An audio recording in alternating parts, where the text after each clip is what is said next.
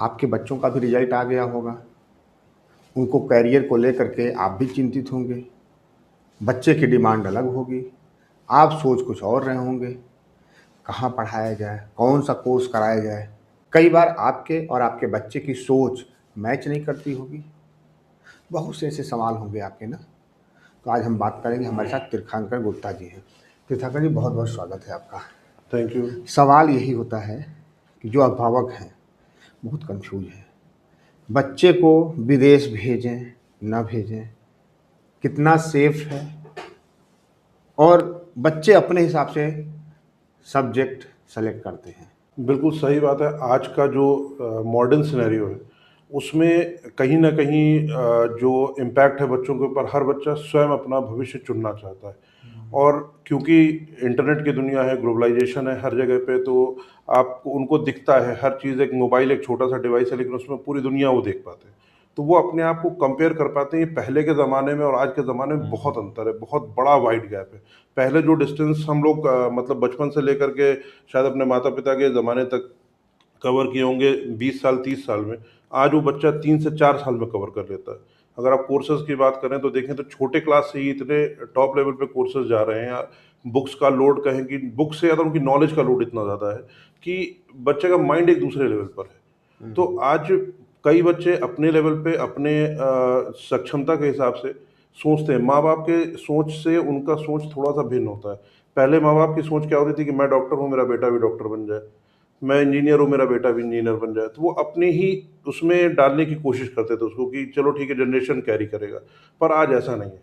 आज डिजिटलाइजेशन है, माँ बाप उस लेवल पे थे ही नहीं जो लेवल आज दिख रहा है। तो जाहिर सी बात है कि अब हर चीज़ हर कंट्री में नहीं है और हर नॉलेज हर जगह पे नहीं है। इसलिए कई बार बच्चे खुल करके जब इस बात को करते हैं, आज माँ बाप भी एक्सेप्ट करते हैं इस बात को कि नॉलेज जो है वो बंधा हुआ नहीं है और वो ट्रेडिशनली ट्रांसफ़र होने वाली चीज़ नहीं है।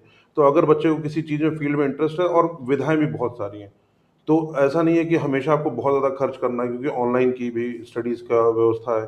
फ़ॉरेन जा करके पढ़ने में एक अलग एक्सपोज़र है, एक अलग तरीके का आपको फ़ील्ड मिलता है, एक अलग दुनिया मिलती है, एक अलग जनरेशन मिलता है। फिर आप अपनी लाइफ़ के भी एक नेक्स्ट पेज पे जाते हैं, क्योंकि वहाँ जा कर के ना तो आपके माँ-बाप होते हैं, ना आपके दोस्त यार होते हैं, ना ही आपके भाई-बहन होते हैं। आपको खुद पूरी दुनिया खुद से बनानी होती है। तो आप खुद अपनी लाइफ़ के एक नेक्स्ट पेज पे एंटर करते हैं, जहाँ आप एडजस्टमेंट सीखते हैं। यही यही एक ये भी सवाल था कि जो अभिभावक हैं, जी। कई बार बच्चे उनके साथ रहते हैं, पहली बार इंटर करने के बाद उसको कहीं बाहर भेज रहे हैं। हुँ। तो सेफ्टी पार्ट्स भी एक बहुत मायने रखता है, चाहे अब्रॉड भेज रहे हों या इंडिया के ही दूसरे शहरों की बात करें। तो इसमें आप कैसे हेल्प करते हैं, और आपको क्या लगता है कि इसमें कितनी सावधानी बरतने की ज़रूरत है? देखिए, बहुत प्रैक्टिकल क्वेश्चन है ये। जब भी कोई बच्चा इसकी स्टार्टिंग करते हैं, सबसे पहले जब कोई बच्चा या माँ बाप मेरे पास आता है और पूछता है कि हमें बाहर स्टडी करना है, तो मेरा पहला क्वेश्चन यही होता है कि जहाँ भी आप जाने का सोच क्या है, क्या उस जगह को आपने स्टडी किया है? क्या वो जगह आपने देखी है, उस यूनिवर्सिटी के बारे में पढ़ा है, वहाँ के रहन सहन, वहाँ का क्लाइमेटिक कंडीशन, ये बहुत ज़्यादा इग्नोर करते हैं लोग। लोग यूनिवर्सिटी तो पढ़ लेते हैं, लोग अपना कोर्स देख लेते हैं, पर क्लाइमेट नहीं देखते हैं। गवर्नमेंट की खुद की स्टडी है कि 35% बच्चा इसलिए वापस आ जाता है क्योंकि क्लाइमेटिक कंडीशंस नहीं सूट करती हैं उस बच्चे को। बीमार सब पड़ चीज़ें, गया, वो बहुत बीमार पड़ सारी गया, हैं। बहुत ज़्यादा स्थितियाँ बिगड़ गई, खान-पान में एडजस्ट नहीं खान-पान कर में पाया। एडजस्ट नहीं कर हाँ। पाया, कई ऐसी चीज़ें हो जाती हैं। उसकी वजह से 35% बच्चा ऐसा है जो स्टडी अब्रॉड के लिए जाता है पूरे मन से, पूरे दम से, लेकिन वो वापस आ जाता है, नहीं कर पाता उस चीज़ को। तो मैं उससे पहले ये कहता हूँ कि फर्स्ट स्टडी कर लो, उस जगह को देख लो। अगर नहीं है तो कोई इश्यू नहीं है। अगर आपको सिलेक्ट करके आएँ तो हमें बताइए, हमसे शेयर कीजिए, और हमारी जो काउंसलर है वो उसको सबसे पहले इन चीज़ों के लिए प्रिपेयर करती है, देखती है, उसके मेडिकल्स को, उसके साइकोलॉजी को, इसको स्टडी करते हैं और फिर उसको आगे सजेस्ट किया जाता है। एक सवाल ये आता है कि कई बार हम बच्चा जो होता है अचानक उसका एक डिसीजन आता है हुँ। कि मुझे ये कोर्स करना है। तमाम कोर्स बहुत महँगे हैं।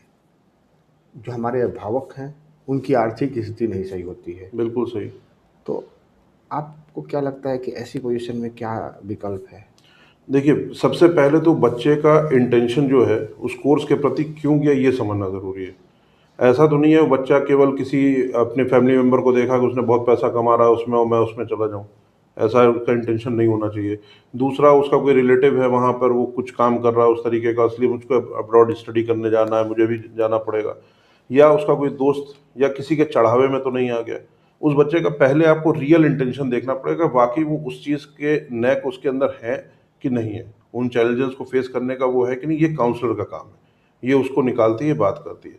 फिर अगर वो लगता है जस्टिफाइड है, वो बच्चा कर सकता है, उसके अंदर कैलिबर है, तो हम उसे और रास्ते, पाथवेज बहुत सारे हैं आज गवर्नमेंट के पास, जिसको हम लोग सजेस्ट करते हैं, जैसे लोन्स की सुविधाएं, एजुकेशन लोन के माध्यम से आप उनको कर सकते हो, क्योंकि फॉरेन में स्टडी आज भी हम कहते हैं सस्ती है, बहुत हद तक स्टडी अब्रॉड सस्ता हुआ है, पर अभी भी बहुत सस्ता नहीं है।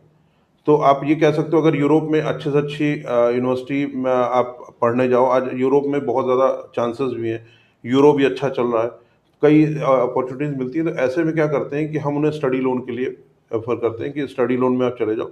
स्टडी लोन में जाने के बाद क्या होता है कि आपको पढ़ाई पूरी कंप्लीट करनी है, और उसके बाद 2 साल का गैप आपको मिलता है या 1.5 साल का गैप मिलता है अकॉर्डिंग टू द कंपनी, और उसके बाद उसको रीपेमेंट करना होता है। तो इसमें 2 फ़ायदे होते हैं और 2 तरीके से वो बच्चा एडजस्ट कर पाता है जिनकी फाइनेंशियल बैकग्राउंड कमज़ोर है। उसके लिए हर गवर्नमेंट ने अब्रॉड में क्या रखा है, आपको पार्ट टाइम जॉब की एक सुविधा मिलती है। जब आप कहीं यूरोप में जाते हो तो आपको एक जाने के 3 से 4 महीने के अंदर एक कार्ड बनता है, जिसे बोलते हैं temporary residency card, TRC card. TRC बनने के बाद वहाँ पे बच्चा एलिजिबल हो जाता है पार्ट टाइम जॉब करने के लिए। और पार्ट टाइम जॉब जो नॉर्म्स है यूरोप के, उसके अकॉर्डिंग आप हफ्ते में 20 घंटा पार्ट टाइम कर सकते हो, यानी 1 महीने में आप 80 घंटे के लमसम पार्ट टाइम जॉब कर सकते हो। और वहाँ पे जो पेमेंट है वो लीगलाइज होता है गवर्नमेंट की तरफ से, 10 यूरो, 6 टू 10 यूरोज के बीच में रहता है। तो अगर बच्चा 7 से 800 यूरो कमा ले रहा है, तो जाहिर है अपनी स्टडीज में भी और वहाँ पे रहन सहन में थोड़ा सा एडजस्टमेंट उस उसको पैसे काफ़ी से हेल्प भी मिल जाएगी वो इस कर तरह से लेता जो है। है। तो उसके बाद, इसके बाद जो गवर्नमेंट की दूसरी स्टडी है कि जिसको बोलते हैं PSW, post study work permit जो होता है आपका। तो पोस्ट स्टडी के बाद क्या होता है, हर जगह पे कम से कम 1 साल का परमिट होता ही होता है।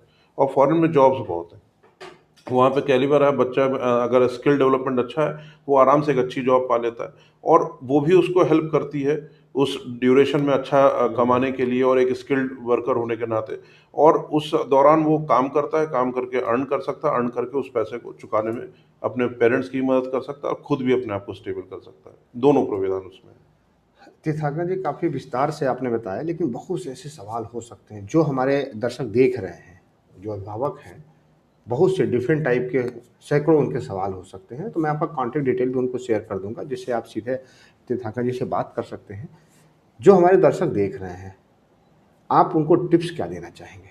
टिप्स के तौर पे मैं कहना चाहूँगा, देखिए स्टडी अब्रॉड एक कॉन्सेप्ट था, एक ज़माने में ऐसा कॉन्सेप्ट था जिसमें कहते थे कि बड़े घर के लोग ही केवल पढ़ने के लिए बाहर जा सकते हैं, या उनका एक स्टेटस सिंबल हुआ करता था।